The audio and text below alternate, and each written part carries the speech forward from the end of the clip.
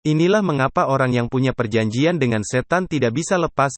Ada beberapa orang yang berpikiran sempit dan ingin cepat kaya sehingga segala jalan haram ditempuh. Bahkan jika harus bersekutu dengan setan tidak jadi masalah. Yang penting bisa kaya raya dan bisa memuaskan hawa nafsu di dunia. Ada juga orang berpikiran naif dan menghalalkan segala macam cara yang penting bisa kaya raya. Dia berpikir setelah kaya raya dia bisa bertobat. Misalnya adalah dengan bersekutu dengan iblis, sehingga ia melakukan pesugihan dan setelah kaya raya dia bisa bertobat atau bisa lepas dari iblis atau setan yang membuatnya kaya raya. Ingatlah kejadian klasik di mana tumbal pesugihan mendadak meninggal bahkan pelaku pesugihan tersebut meninggal dunia dan ketika dikuburkan ternyata yang dikuburkan adalah gedebok pisang.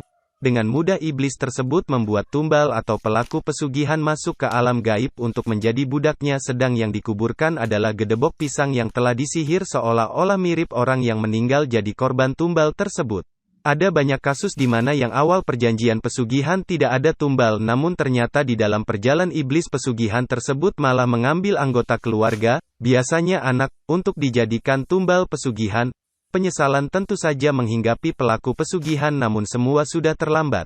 Pikiran orang tersebut benar-benar naif, dikiranya iblis atau setan sebodoh itu.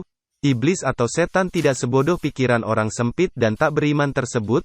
Siapapun yang sudah bersekutu dengan iblis dalam perkara nyupang, atau pesugihan biasanya tidak akan pernah bisa lepas dan pada akhirnya menjadi alas dan kaki tangan para iblis tersebut sebelum meninggal dunia maupun di akhirat kelak. Mungkin orang yang berpikiran naif tersebut merasa bahwa iblis atau setan tersebut akan melepaskannya begitu saja. Oh tentu saja tidak. Iblis atau setan tersebut akan membuat orang naif tersebut kecewa dua kali. Pertama harta bendanya akan diambil atau akan dilenyapkan oleh iblis tersebut. Dan yang kedua dia tetap akan diambil menjadi budaknya di dunia maupun di akhirat. Jika sudah bersekutu dengan iblis dalam hal pesugihan, hampir tidak ada yang melepaskan dirinya. Maaf bukan bermaksud menghina para pemuka agama apapun, namun dunia iblis atau setan adalah dunia gaib dan dunia tipu menipu. Mungkin hanya para wali Allah saja yang mampu melawan mereka dan bisa membebaskan orang naif tersebut dari perjanjian dengan para iblis pesugihan tersebut. Iblis atau setan tersebut bisa dengan mudah membuat seseorang kaya raya namun bisa dengan mudah pula membuat orang tersebut jatuh miskin semiskin-miskinnya.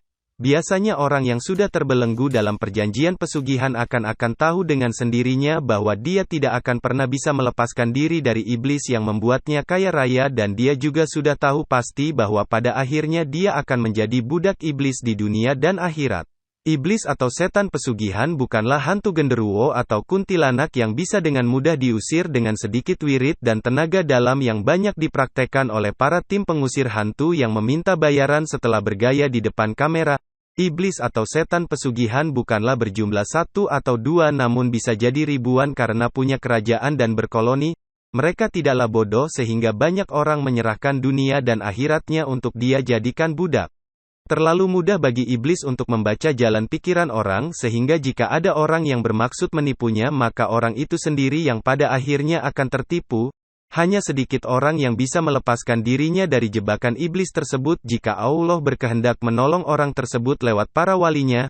Itu pun harus benar-benar meninggalkan semua pemberian dari iblis yang ia abdi. Semua harus dilepas, dibuang kembali ke titik nol seperti pom bensin. Tidak ada sedikit pun harta dari iblis yang bisa dibawa bahkan hanya sekedar pakaian usang. Itulah mengapa orang yang sudah terperangkap dalam pesugihan selamanya tidak akan pernah lepas walaupun dia sadar apa yang akan terjadi pada dirinya. Kalau sudah terjebak sama iblis mau laporan sama siapa? Polisi.